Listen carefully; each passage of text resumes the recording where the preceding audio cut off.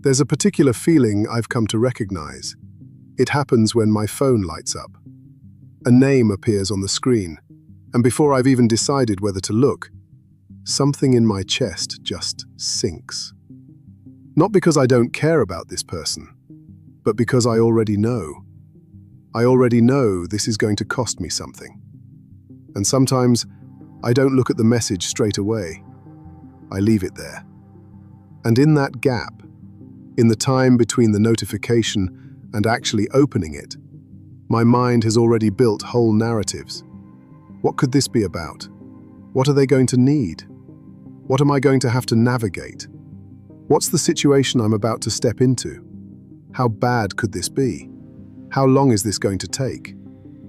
By the time I open the message, I've already been carrying it for 20 minutes. That's not someone who doesn't care.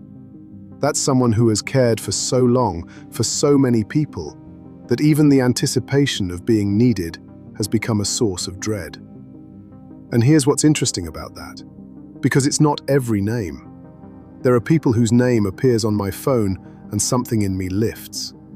People where I know, whatever this is, it's going to be a good thing. A real thing. Something that fills me rather than takes from me. And the difference between those two feelings is the whole story. I want to be honest about something. Sometimes being the person people come to feels good, really good. Like you're doing something worthwhile. Like your presence matters. Like you have something genuine to offer and you're offering it. And that part is real. The empathy is real. The care is real. The genuine desire to help someone you love through something hard. That's not a performance. That's just who you are. But then there are the other times, when the name appears and your heart sinks and you say yes anyway.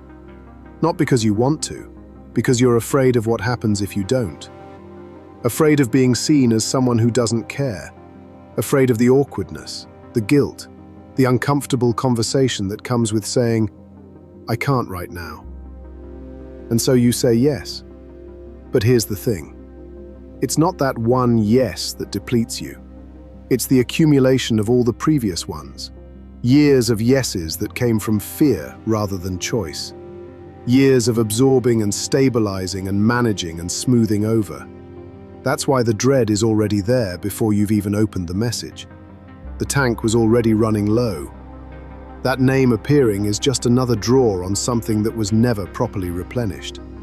And when you've been giving from that place for long enough, when most of your yes has been fear-based rather than choice-based, you stop being able to feel the difference. Every name starts to feel like a potential weight.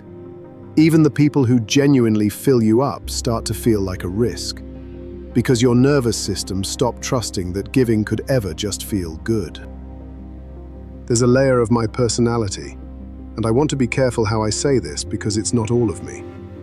But there's a significant layer that was shaped by one question. What makes me look acceptable? Normal? Good in other people's eyes? Not my empathy, not my creativity, not my humor or my spirituality, or the things that are genuinely mine. But a layer on top of all of that. A protective layer. The way I modulated my voice in certain rooms. The things I chose to share and the things I kept hidden. The version of myself I put forward depending on who was watching. That layer didn't come from nowhere. It came from years of reading atmospheres and managing situations and learning that the most efficient way to avoid uncomfortable moments was to become whatever the situation needed. And when you're everyone's safe place, when you're the one people call, the one who absorbs, the one who stabilizes, that layer gets thicker. Because you're always managing how you're perceived, always making sure you look like someone who cares, always performing the version of yourself that keeps the peace. And slowly, without any dramatic moment, you lose the thread of yourself underneath it. Not all at once, just gradually. The way a fire goes out when nobody tends to it. I've done something in the last couple of years that I want to talk about honestly. I've cut people off, not in a dramatic way, Not always with a conversation or an explanation. Sometimes just a quiet withdrawal, a stopping of the reaching out, a letting of certain connections fade because they were costing more than they were giving. And some people cut me off too.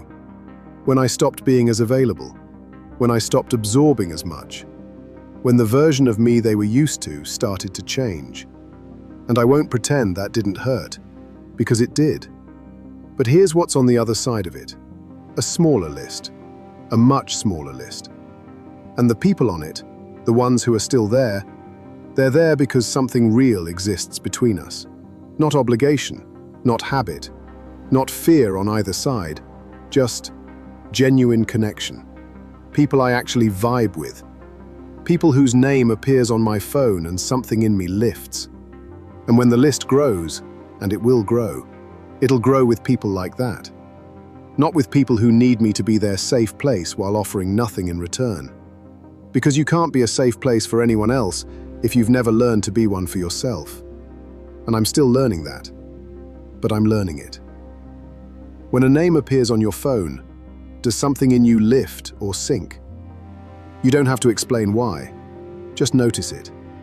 And if you want to share, drop it in the comments. Next episode, we're going to talk about what self-care actually looks like when you have nothing left. Not the aspirational version, the real one. When just getting through the day is the whole victory. This is AfroSage,